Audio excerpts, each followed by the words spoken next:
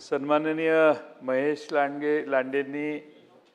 लांडेंनी अतिशय भोळेपणाने देहूच्या आळंदीच्या भूमीतून ते आलेले असल्यामुळं सगळे नगरविकास खात्याचे विषय मांडले. नगरविकास मंत्री काय त्यांचं ऐकायला आले नाहीत. त्यांनी आमच्या वडेट्टीवार साहेबांनी आग्रह केला की त्यांना बोलवा, तरीही त्यांनी आपलं बोलणं चालूच ठेवलं. आता याच्यानंतर बरेच नगरविकासवर बोलणार आहेत. किमान नगरविकास मंत्री कोण आहेत, कुठे आहेत? तुम्ही महेश लांडेंचं ऐकायला का नव्हता? मंत्री महोदय अध्यक्ष महोदय, सन्माननीय ज्येष्ठ सदस्य पाटील साहेबांच्या माहिती करता आता आपण लाईव्ह बघा विधान परिषद. त्या ठिकाणी ज्यांच्याकडे हा पदभार आहे ते स्वतः त्या लक्षवेधीचं उत्तर आत्ता बघा. आणि राज्यमंत्री महोदय पण इथे उपस्थित आहेत नगरविकासासाठी. पाटील साहेब, मी मगाशी काय सांगितलं की मी नोंद घेतोय.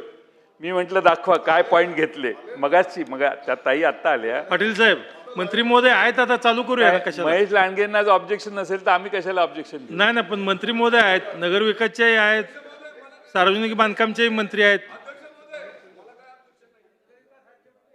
काय चला, सन्माननीय सदस्य वडेट्टीवार साहेब एक मिनिट.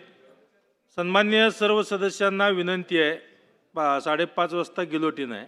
5 वाजता मंत्री महोदयांचं उत्तर होणार आहे. त्यामुळं सर्व सदस्यांनी वेळेचं बंधन पाळून मला सहकार्य करावं. वडेट्टीवार साहेब, आपण बोला.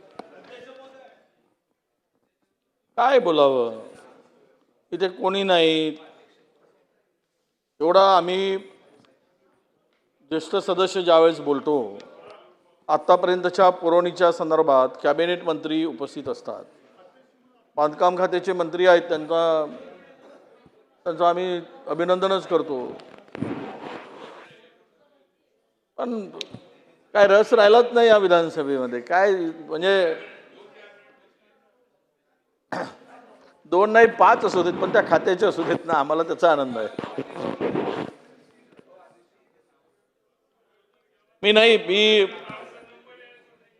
आप बोलने वाले हो, मैं नहीं बात करता. वडेट्टीवार साहेब बोला, वेळ चालला आपला. काय बोलण्याला मी तसंही बोलणार नाहीये. काय बोलू सांगा.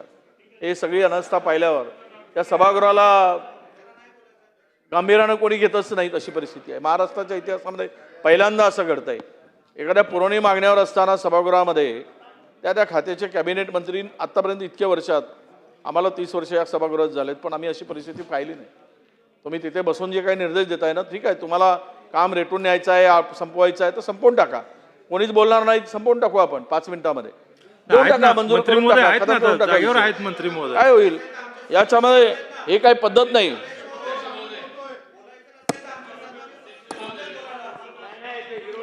वडेट्टीवार साहेब, आपण मंत्री महोदय.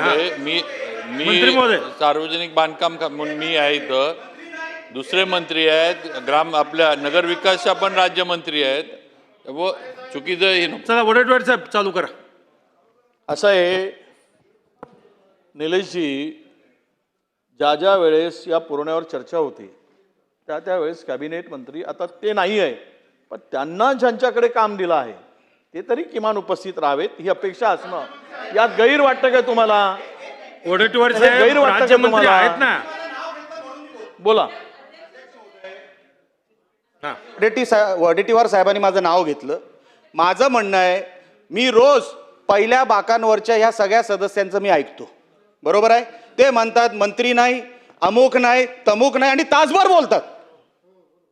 आमचे सन्मान्य सदस्य इथे थांबलेत, नवीन सदस्य आमचे थांबलेत. वडेट्टीवार साहेब, माझं तेवढंच म्हणणं आहे, माझं बाकी काही म्हणणं नाही की आपण पुरवणी मागण्यांवर बोलावं, एवढीच माझी इच्छा आहे. बाकी माझं अध्यक्ष महोदय ह्याच्यावर म्हणणं नाही. ठीक आहे, चला वडेट्टीवार साहेब चालू करा. नाही, मी थांबतो त्यांचा आदेश ऐकून. नाही, चालू करा. यांनाच बोलू द्या. हे सभागृहामध्ये नवीन पद्धत पडत चालली आहे. जर मंत्री नसतील या सभागृहामध्ये, जबाबदारी कुणाची? साहेब आहेत ना मंत्री महोदय. त्यामुळं तुम्ही कोणी बोलत असाल तर बोला, आम्ही बोलत नाही. मी खाली बसतो. आप बोलो. मंत्री महोदय.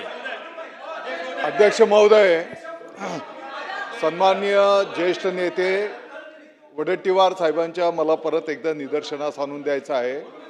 विधान परिषद लाईव्ह आपल्या टेबलवर आहे ना, आता लाईव्ह बघा ना. ज्यांच्याकडे नगरविकासचा पदभार आहे ते त्या ठिकाणी त्या लक्षवेधीला उत्तर देत आहेत ना, आता बघा ना. आणि दुसरी ठीक आहे. माननीय मंत्री महोदय माननीय राज्यमंत्री महोदय, नाही अध्यक्ष महोदय, मला एक कळत नाही. मी वारंवार सांगते की नगरविकास खात्याची मंत्री म्हणून मी उपस्थित आहे. राज्यमंत्र्याची एंटिटी वडवेट्टीवार साहेबांना मान्य नाही आहे का? कॅबिनेट मिनिस्टर नाही म्हणून ते आत्ता हे करतायत. वारंवार मी सांगते की नगरविकास खात्यातर्फे मी उपस्थित आहे. वडेट्टीवार साहेब चालू करा आपण. अध्यक्ष महोदय, चला खाली बसून बोलू नका. हो. वडेट्टीवार साहेब आपण बोला. भातखळकर साहेब,